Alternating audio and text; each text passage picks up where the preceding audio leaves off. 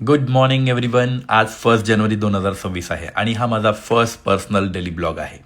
आजचा दिवस मी morning वॉकने start करणार आहे. New year, new beginning, new mindset. हे सगळ्यात महत्त्वाचे आहे. प्राजक्ता काही फूड प्रिपेअर करत होती, त्यानंतर आम्ही दोघांनीही सकाळी सकाळी एक 25 ते 30 मिनिटाचा वॉक करतो. वॉक झाल्यानंतर एक स्पेशल ड्रिंक हे इम्पॉर्टंट आहे. त्यामध्ये हॉट वॉटर विथ लेमन हे खूप इम्पॉर्टंट आहे माझ्यासाठी.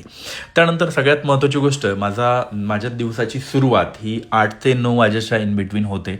डेलीच आम्ही लवकर उठतो, त्यामुळे आम्हाला सकाळी 8 ते 9च्या दरम्यान ऑफिसला जाता येतं. She is also going for clinic and मी पण माझ्या कामाला लवकर स्टार्ट करतो. यामध्ये सगळ्यात महत्त्वाची गोष्ट, आज पूर्ण वर्षाचा फर्स्ट डे होता.